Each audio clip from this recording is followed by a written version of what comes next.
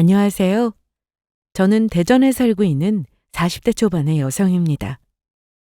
저는 대한민국 평균에 누가 봐도 무난한 보통 사람이었습니다. 어릴 때부터 타고난 성격이 그래서인지 그저 사고 없이 무탈하게 남들처럼 평범하게 사는 것이 인생에서 제일 중요하다고 생각해왔고요. 눈에 띄게 튀고 싶지도 보통의 기준에서 너무 멀어지고 싶지도 않은 사람이었죠. 장래 희망도 평범했습니다. 사랑하는 남편을 만나서 평범한 가정을 꾸리고 또 행복하고 건강하게 죽을 때까지 서로 아껴주며 늙어가는 것이었죠. 그 와중에 남편과 저를 닮은 사랑스러운 아이를 낳는다면 그것도 더할 나위 없는 기쁨일 거라고 생각했고요. 저는 운 좋게도 너무 이르지도 늦지도 않은 적당한 시기에 그런 사람을 만나게 되었습니다. 그리고 그 사람과 결혼을 했고요. 하지만 결혼 생활은 제 생각대로 되지 않더라고요. 결혼 생활뿐만 아니라 제가 소망했던 그 소원들은 하나도 이루어진 게 없었네요. 마흔에 접어들면서 저는 암에 걸리게 되었고, 심지어 그 와중에 남편이라는 인간은 제 뒤통수를 치고 바람을 피우고 있었거든요. 하필이면 왜 저에게 이런 일이 생긴 건지 믿을 수가 없었습니다. 그 인간을 원망하는 시간보다 혼자 자책하는 시간이 더 많았던 적도 있었고요.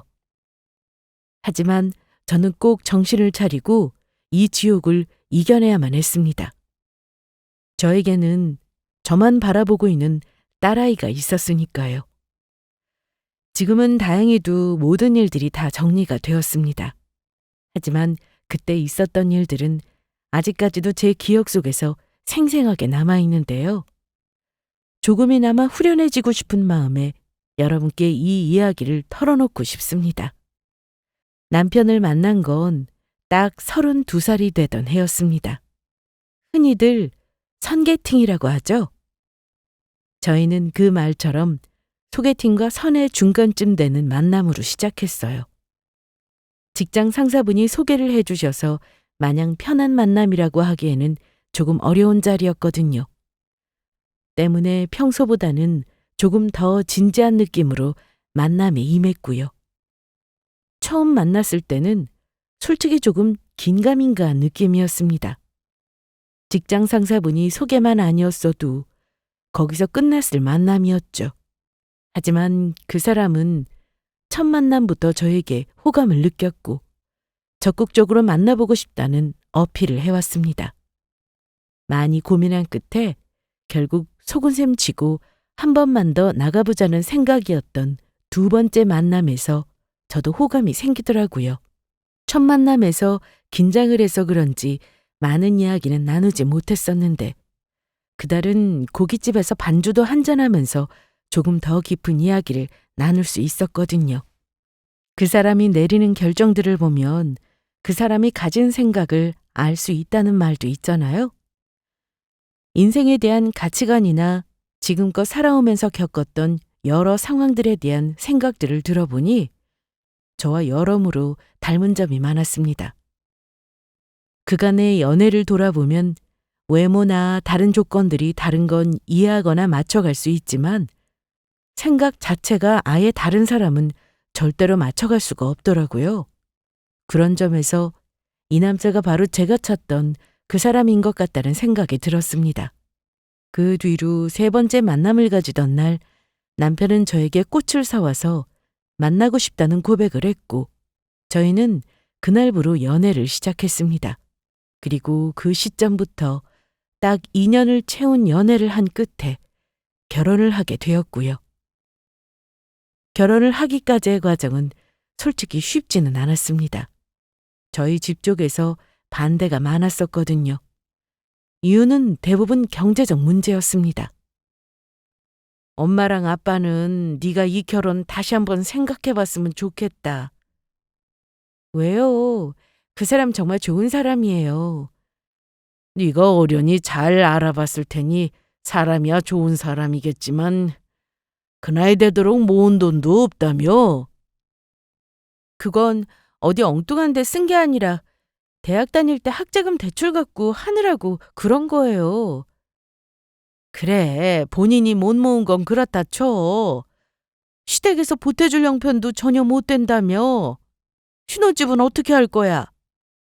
사실 저희 부모님이 걱정하시는 것도 이해가 되지 않는 것은 아니었습니다. 부모님의 말씀처럼 당시의 남편은 모은 돈이 거의 없었어요. 가정 형편이 어려운 편이었거든요. 시골에서 농사를 지으신다는 예비 시부모님은 간신히 본인이 생활하실 정도로만 벌고 계시는 상황이었습니다. 하나밖에 없는 외아들의 대학 학비도 내주기 어려워서 4년 내내 학자금 대출을 받아야 할 정도였죠.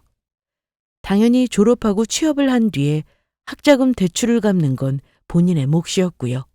거기다 대학을 다닐 때 부족했던 생활비 대출도 받은 전적이 있었던 터라 그걸 다 갚다 보니 수중에 모은 돈은 6천만 원이 고작이었습니다. 물론 이 사실은 사귄 지 1년 차가 되기 전까지는 저도 모르고 있던 내용이었어요. 이 사람을 소개해준 직장 상사분도 모르셨을 테고요.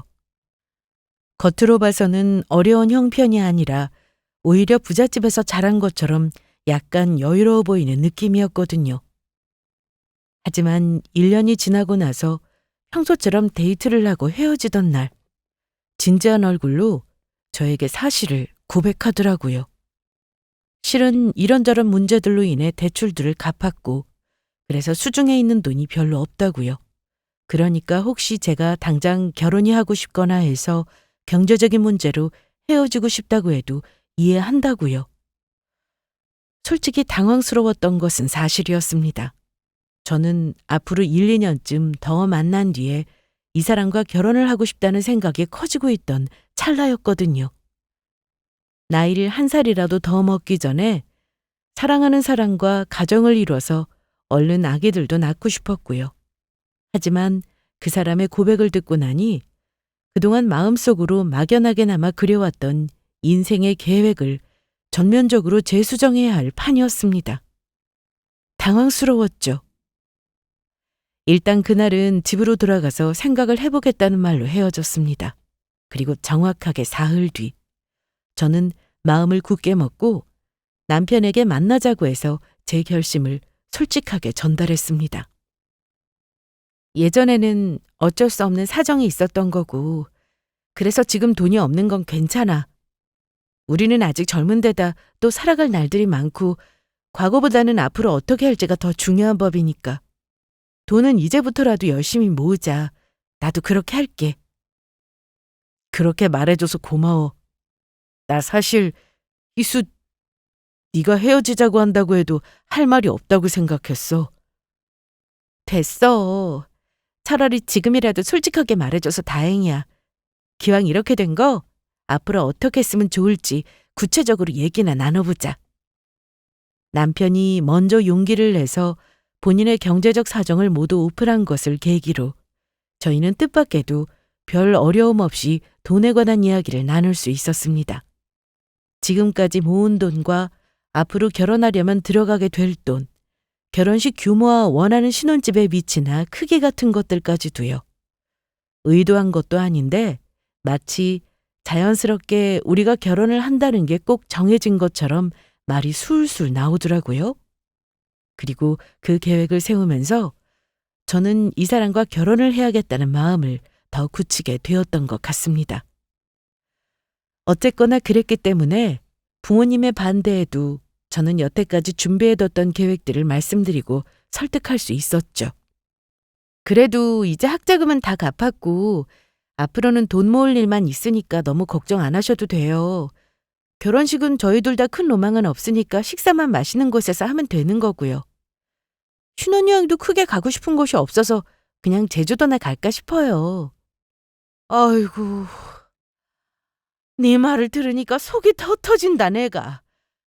그래서 결혼을 하겠다면서 돈은 네가 다 쓰고 네 남자친구는 딸랑 몸만 오는 거고 남자가 집을 해와도 모자랄 판에 어차피 결혼하면 버는 돈도 같이 쓸 거고 갚는 돈도 같이 갚아나갈 빚인데 네 돈 내 돈 따져서 뭐 하겠어요?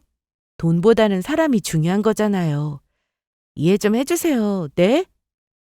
제 간곡한 설득에 저희 아빠는 나는 모르겠으니 네 일은 네가 알아서 하라고 하셨어요.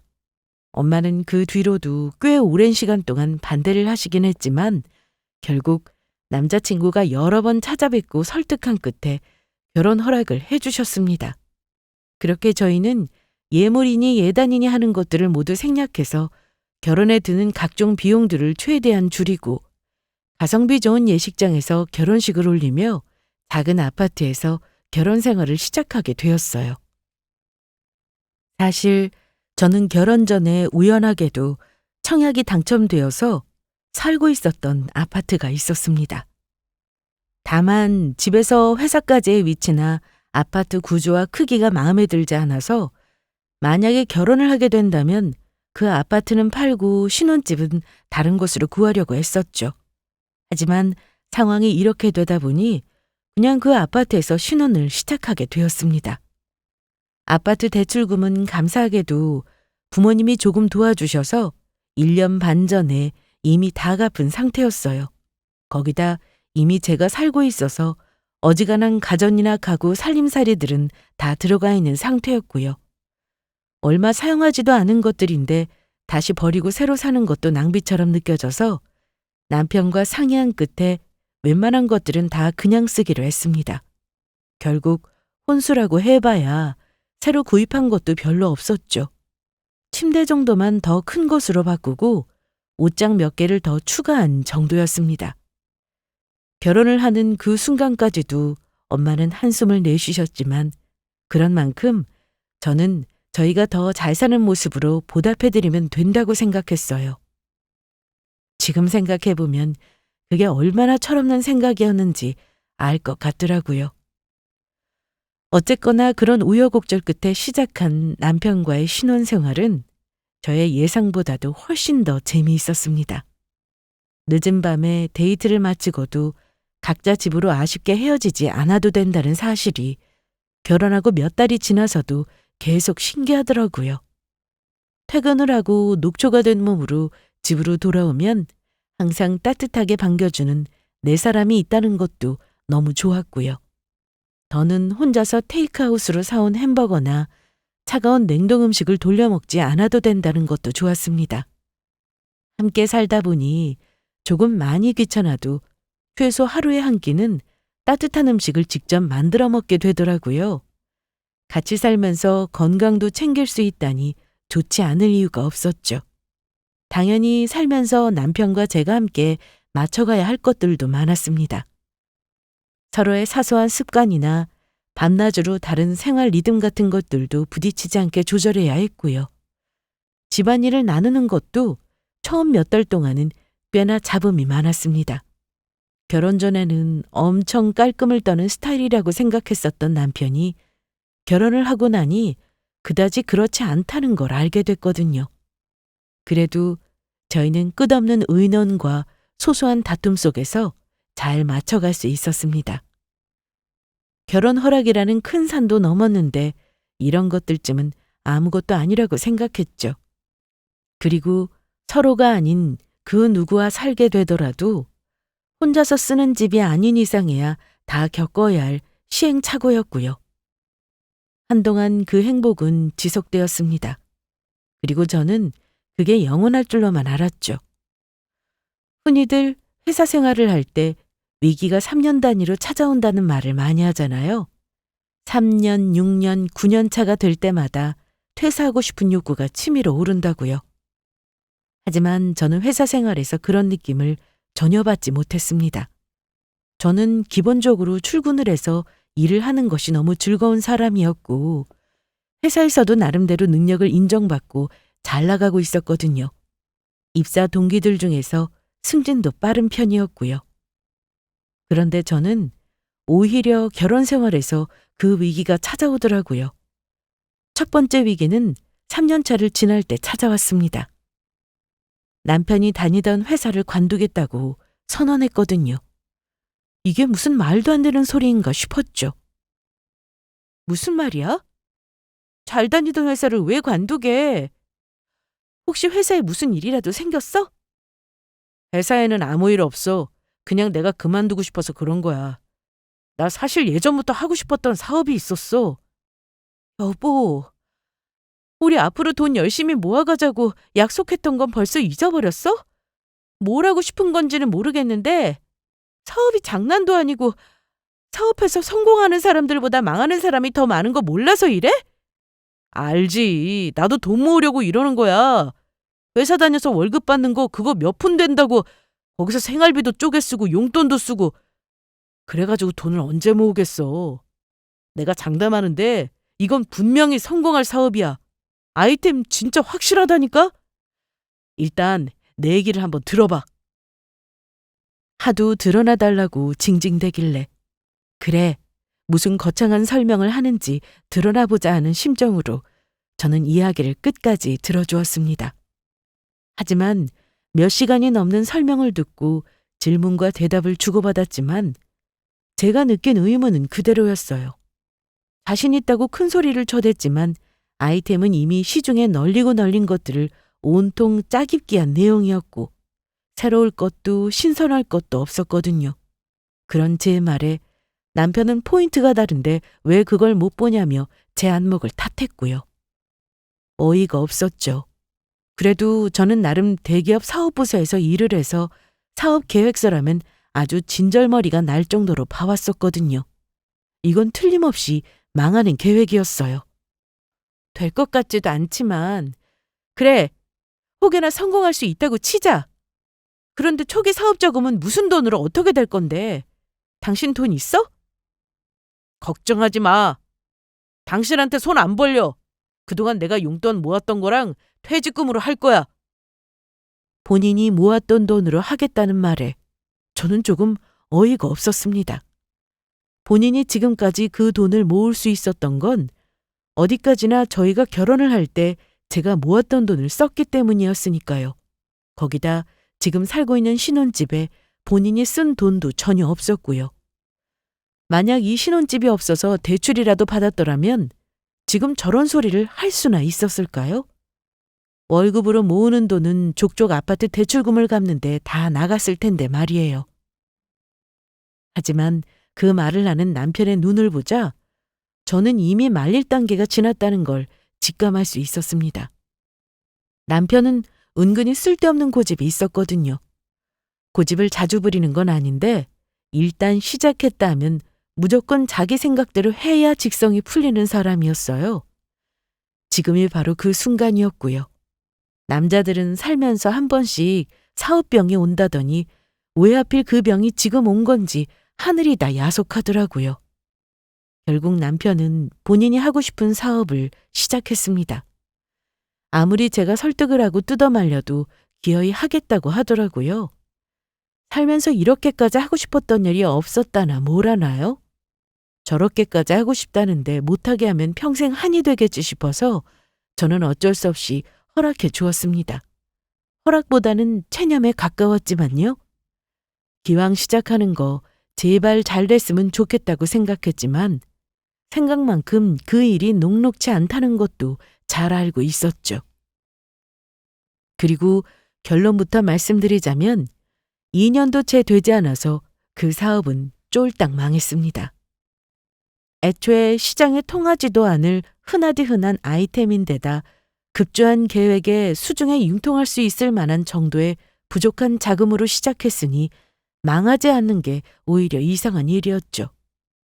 시리에 빠진 나날들을 술로 잠시 보내던 남편은 얼마 뒤 다시 작은 회사에 재취업을 했습니다.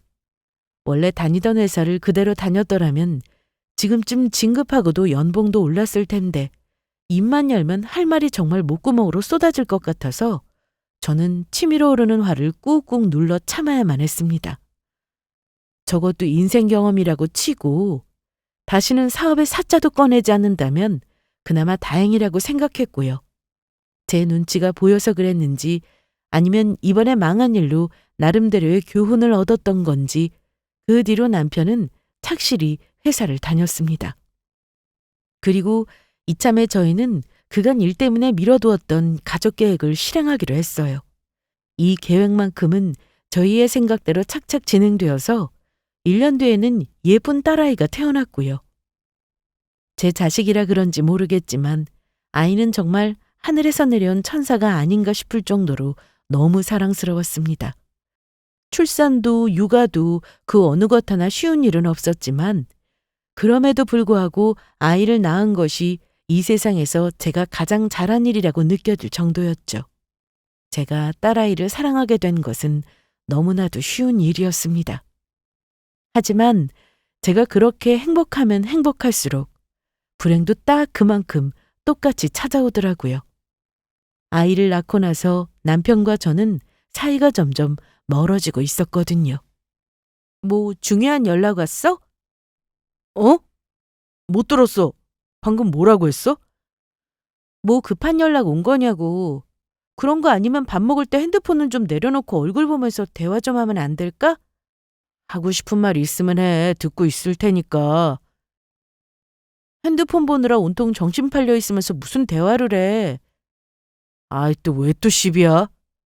뭐가 불만인데? 할 말 있으면 하라고 했잖아. 남편과 저는 대화다운 대화를 한 지가 언제인지 기억이 나지 않을 정도로 서로 말을 하지 않았습니다. 처음부터 그랬던 것은 아니었지만 시작은 거의 딸아이를 낳고 나서부터였던 것 같아요. 아이가 잠투정이 너무 심해서 남편은 밤마다 다른 방에서 잠을 자고는 했거든요. 그때 저는 육아휴직 중이었고 남편은 다음날 또 출근을 해야 했으니까요. 마음에는 들지 않았지만 어쩔 수 없다고 생각했죠. 아기를 낳아보신 분들이라면 다들 이해하실 겁니다. 어느 정도의 시간이 지날 때까지는 부부의 24시간이 모두 아기를 위해서 돌아간다는 사실을요. 제 신경은 온통 아이에게만 쏠려 있었고 남편은 그때부터 천천히 다른 생각을 하기 시작했던 것 같습니다. 어느 순간부터인가 남편은 퇴근을 한 뒤에 집에 돌아오면 늘 소파에 드러누워서 TV 채널만 돌리고 있거나 그것도 아니면 작은 방에 들어가서 게임을 하고는 했어요. 셋이서 나란히 식탁에 앉아서 밥 먹을 때마저도 예외는 아니었습니다. 시선은 온통 TV에 가 있거나 한 손에 들린 핸드폰 액정위로 가 있을 뿐이었어요. 그 사람에게 저와 딸아이는 마치 투명인간처럼 이 집에 없는 사람이나 마찬가지였습니다. 하다못해 벽이나 구석에 놓인 물건 같은 느낌이었죠. 그렇지 않고서야 눈앞에 사람을 두고 어떻게 시선 한번 마주치지 않을 수가 있었겠어요? 당신 나한테 할 말 없어? 무슨 할 말? 요즘 왜 이러는 건지 말이야.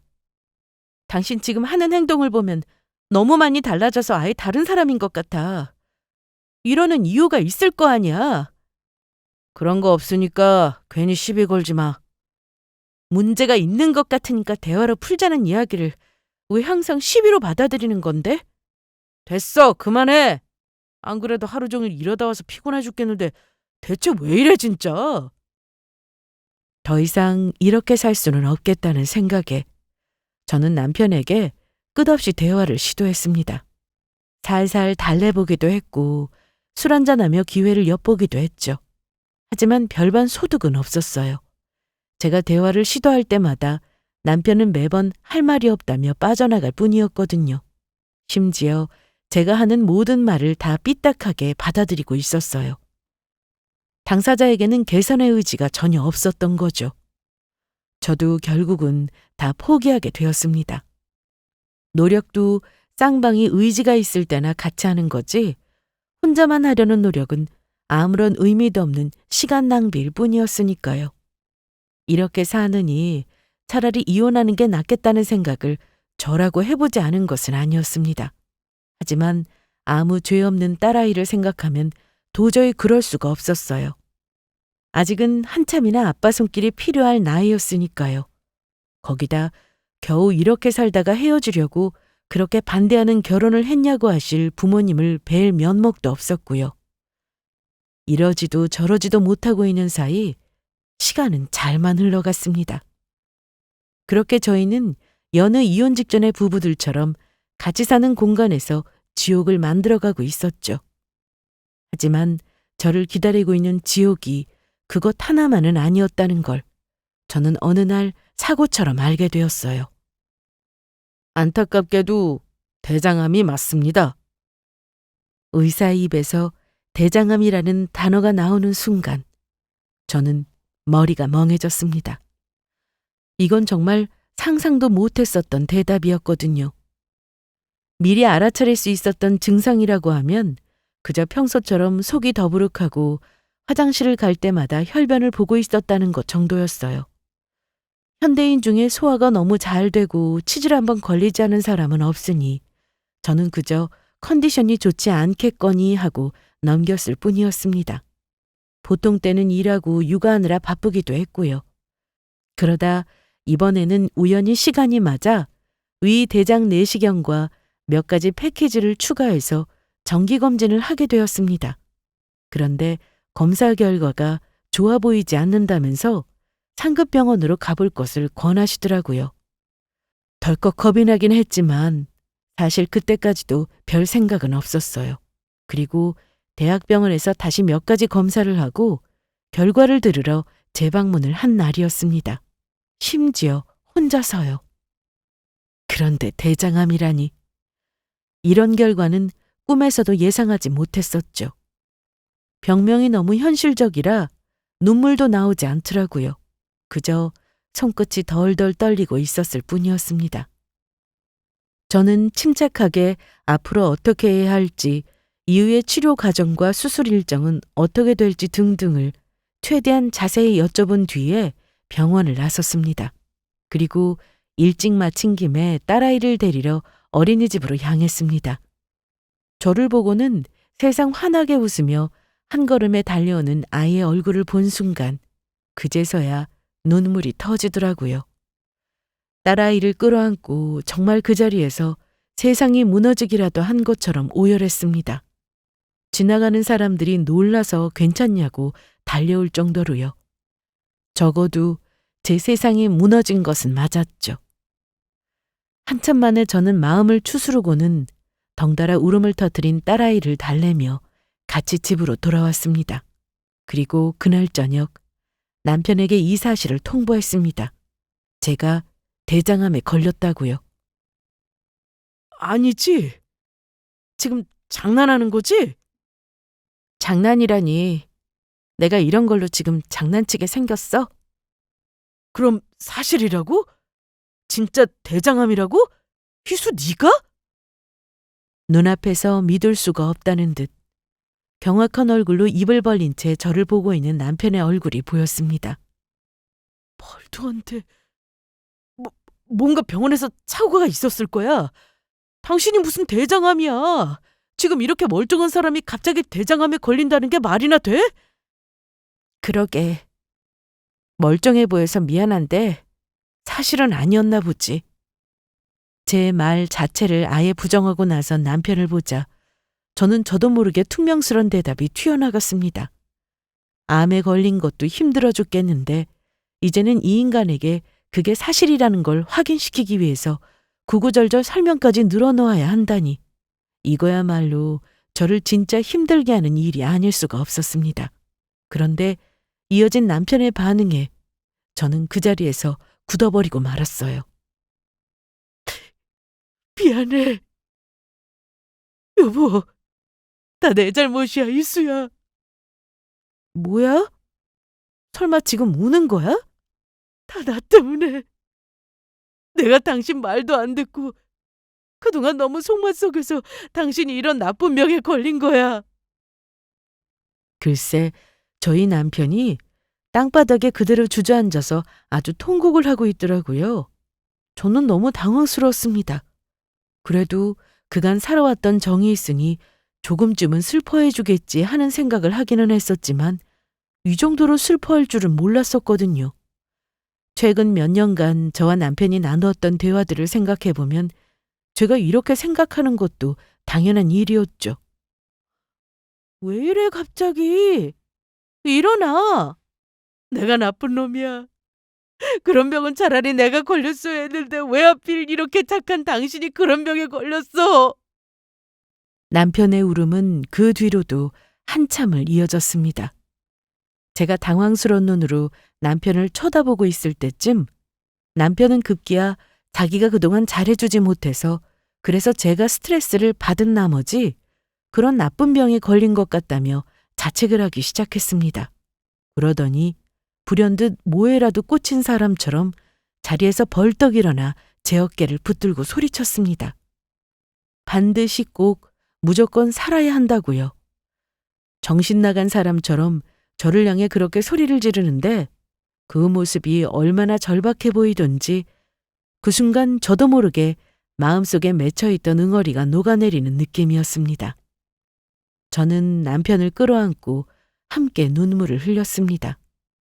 이제는 사랑이 다 끝났고 우리 사이에 남은 감정이라고는 미움밖에 없다고 생각했었는데 제 앞에서 엄마를 잃어버린 어린아이처럼 엉엉 울고 있는 남편의 모습을 보니 그동안 제가 오해했던 남편의 모습에 너무나 미안해지더라고요. 결혼 전 제가 너무나도 사랑했던 남편은 그곳에 그대로 서 있었습니다. 그 사실을 죽음을 목전에 앞둔 이제야 알게 되었다는 게 너무나도 슬플 뿐이었죠. 남편은 그 후로 저를 살리기 위해 필사적으로 애를 썼습니다. 하루 종일 제가 수술을 받을 병원과 유명하다는 전국 각지의 의사를 알아보고 대장암 수술과 치료법에 대한 정보를 찾고 또 찾았어요. 입만 열었다면 가망이 없어 보였던 암을 이겨내고 나은 사람들이 이 세상에 얼마나 많은지에 대해서 저에게 설명하기 바빴죠. 그게 다 조금이라도 저에게 희망을 주고 싶어서인 것을 알기에 그 내용보다는 남편의 마음이 더 고마웠습니다. 암에 걸린 후로는 조금 많이 늦은 감이 있기는 하지만 남편과의 사이가 더 좋아지고 있었습니다. 남편은 저에게 너무나 잘했고 저와 관한 일이라면 바람이 불면 날아갈까 걱정하는 사람처럼 조심스러워했죠. 여기 너무 좋다. 이런 곳이 있는 줄도 몰랐네. 그렇지? 친구한테 물어보니까 며칠 전에 여기 와이프랑 억새 보러 왔었다고 하더라고. 이번 주까지라고 하길래 당신이랑 꼭 와야겠다 싶었지. 그러게. 오길 너무 잘했다. 사진 찍을까? 거기 서봐. 내가 당신 사진 찍어줄게. 잡아놓은 수술 일정이 다가올수록 남편은 점점 더 저에게 잘해주었습니다. 본인이 데이트하기 좋은 곳을 찾아봤다며 주말만 되면 나들이를 나가기도 했어요. 이렇게 나와서 데이트를 했던 게 도대체 얼마만이었는지. 나오니까 이렇게 좋은 걸 왜 그동안은 안 했었지? 그게 너무 후회가 돼. 지금이라도 하고 있으니 됐지 뭐. 여보, 수술 끝나고 당신 몸만 조금 회복되고 나면 앞으로 우리 이렇게 매일 놀러 다니자. 우리 하늘이도 같이 셋이서 말이야. 그래 좋아. 나중에 귀찮다고 하기만 해봐. 절대로 안 그래. 나 벌써 어디 놀러 갈지도 다 찾아봤어. 진짜야. 남편은 세상 진지한 얼굴로 저에게 그렇게 다짐하듯 맹세했습니다. 우리가 내년에도 이 억새를 다시 보러 올 수 있을까? 저는 마음속으로 그런 생각을 했지만 겉으로는 웃고만 있었어요. 그 말을 꺼내면 남편이 너무 많이 슬퍼할 것만 같았거든요. 당연히 저로서는 그 누구보다도 간절하게 살고 싶었지만 제 생각대로 되지만은 않을 수도 있으니까요. 저는 맛있는 걸 먹고 좋은 곳에 구경을 하러 가고 아름다운 풍경들을 보는 이 모든 시간들을 다 소중하게 간직하기로 했습니다. 앞으로 다시는 볼 수 없을 생애 마지막 기억일 수도 있겠다라는 생각에서요. 그리고 드디어 암 수술날이 되었습니다. 저는 제가 수술한다는 사실을, 아니 암에 걸렸다는 사실 자체를 친정의 비밀로 했습니다. 부모님이 너무 놀라고 슬퍼하시는 모습을 보고 싶지 않았거든요. 만약 정말 알려야 할 순간이 오더라도 그건 가능한 마지막으로 미루고 싶었어요. 그렇게 저는 친정 식구들 없이 남편의 손만을 붙들고 마지막 작별 인사를 한 채 수술방으로 들어갔습니다. 수술은 성공적이었어요. 암 조직을 제거하고 대장과 인접한 림프절을 절제해야 했습니다. 천만다행으로 다른 장기에 퍼진 전이는 전혀 없었고요. 수술은 잘 됐지만 이후의 경과는 더 지켜봐야 안다는 의사의 소견이 있었습니다. 수술로 힘들었던 몸을 조금 추스르자마자 지독한 항암 치료가 곧바로 시작되었고요. 항암 치료는 제 생각보다도 훨씬 쉽지 않았습니다. 사람마다 부작용이 천차만별로 나타난다는데 저의 경우는 항암제 부작용이 너무나 심한 편이었어요. 하루 종일 구토하는 것은 다반사였고 저혈압에 어지럼증이 너무 심해서 쓰러진 적도 여러 번이었죠. 부작용이 너무 심하다 보니 치료가 제대로 되고 있는 건지도 알 수가 없더라고요. 그리고 그날도 저는 치료 중에 의식을 잃고 침대에 누워 있었습니다. 그 상태로 얼마나 누워 있었을까요? 창문을 열어두었는지 저는 온몸이 저절로 덜덜 떨리는 추위에 살풋 정신이 들고 있던 참이었습니다. 어디선가 남편의 목소리가 이명처럼 들리더라고요. 저는 머리를 몇 번 흔들어 간신히 정신을 차리고는 남편을 찾기 위해 힘겹게 자리에서 일어섰습니다. 그리고 목소리가 들리는 곳으로 천천히 걸어나갔죠. 복도에서 남편은 누군가와 전화통화를 하고 있었습니다. 무슨 즐거운 이야기라도 하는지 입이 귀에 걸렸더라고요. 보험금만 5억이 나온다는 거 있지? 이제 내 인생은 완전히 풀린 거지. 그때 남편을 부르려던 저는 순간 저도 모르게 입을 다물었습니다. 아무래도 방금 남편이 했던 말이 이상하게 마음에 걸렸거든요. 남편이 복도를 이리저리 배회하면서 통화를 하고 있었기에 저는 벽 뒤로 몸을 숨긴 채 이야기를 엿듣기 시작했습니다.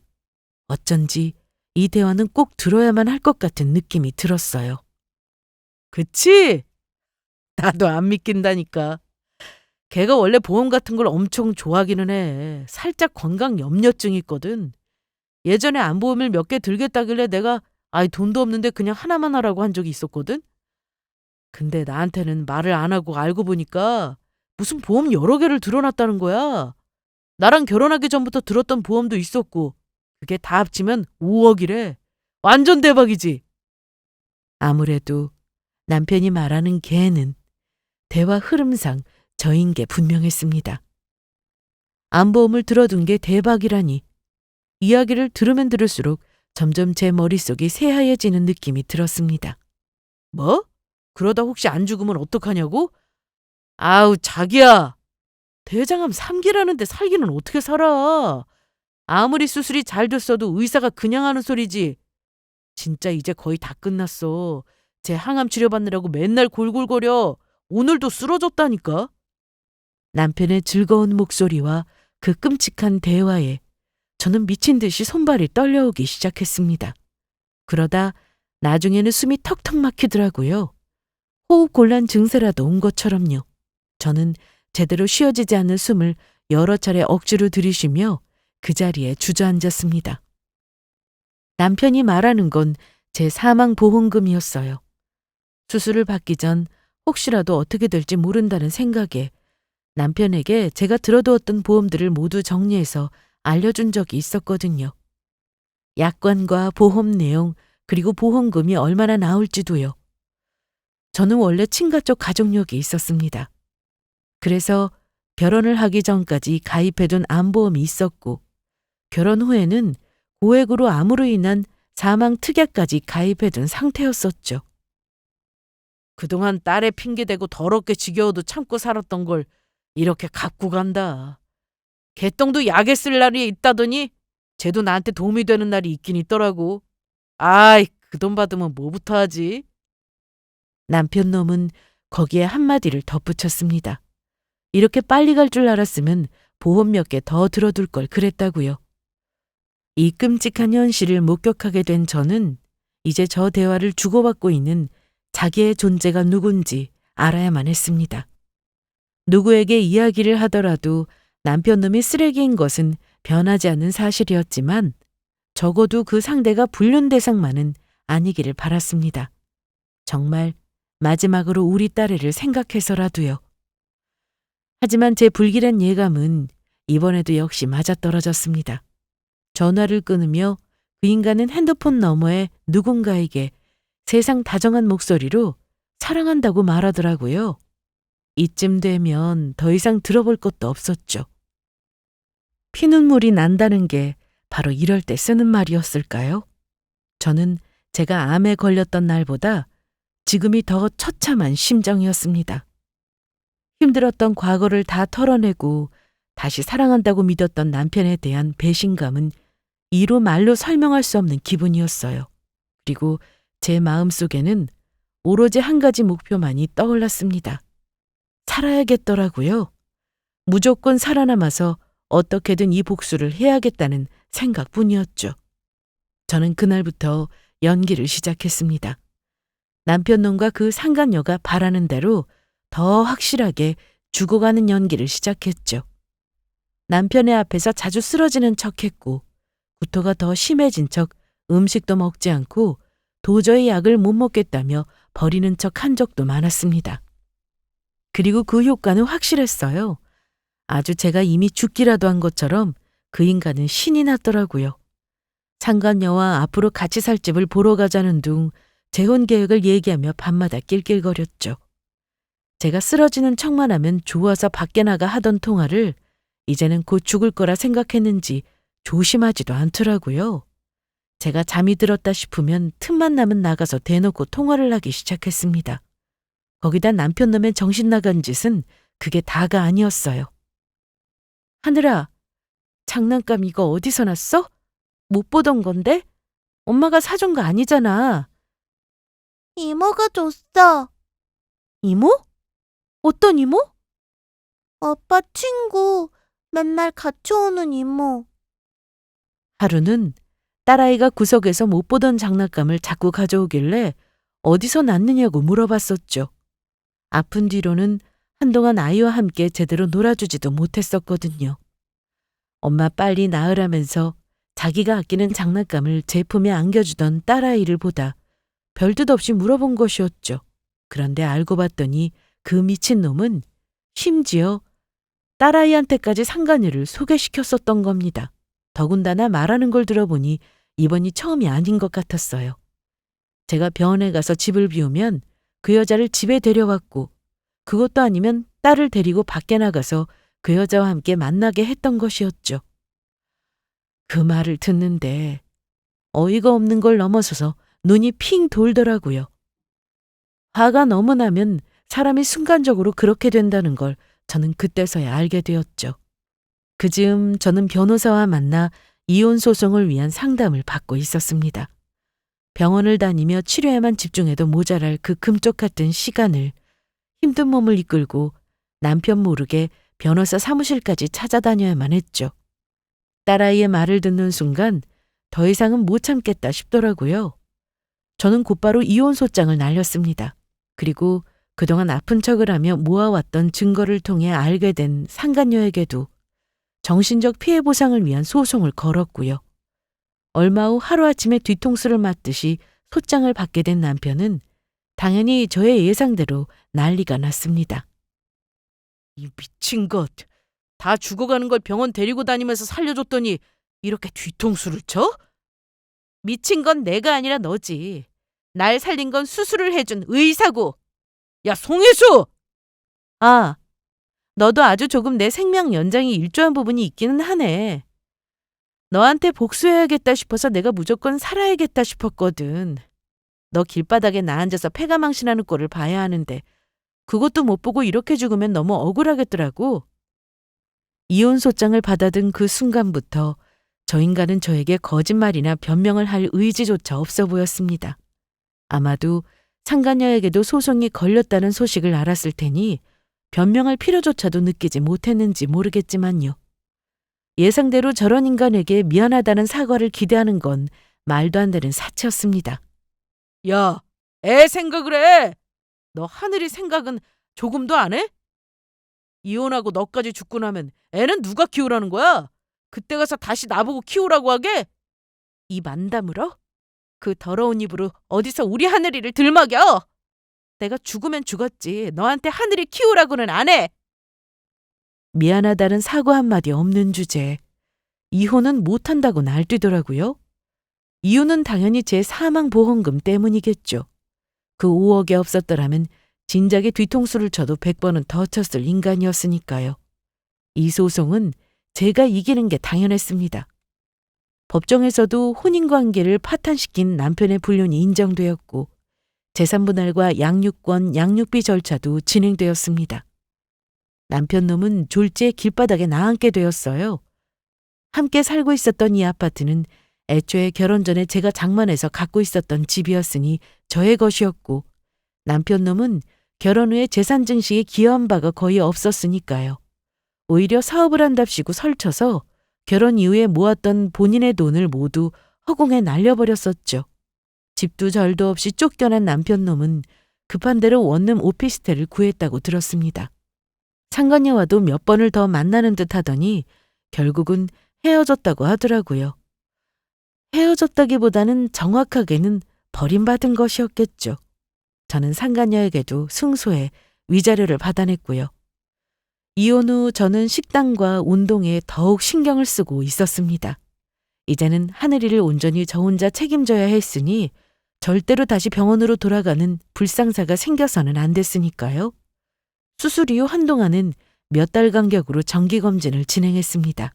그리고 얼마 전 드디어 정기검진에서 이상이 없다는 소식과 함께 앞으로는 1년 단위로 방문하라는 이야기를 들을 수 있었습니다.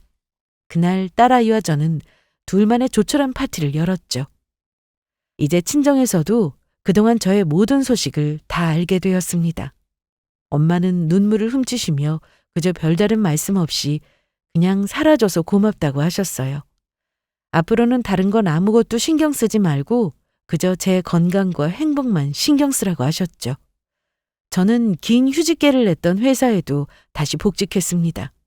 회사에서도 많은 배려를 해주셔서 칼퇴근을 하면서 당분간 몸조리에 신경을 쓸 수 있게 되었고요.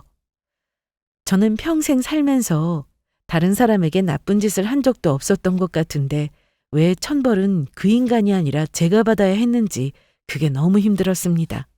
하지만 이제는 그런 생각조차 하지 않게 되었어요. 저는 저대로 이렇게 남은 생을 잘 살아가는 것만이 중요하다는 생각이 들었거든요. 지금까지 그랬던 것처럼 앞으로도 딸아이와 함께 보통의 평범한 행복을 위해 살아보려고 합니다. 지금까지 들어주셔서 감사합니다.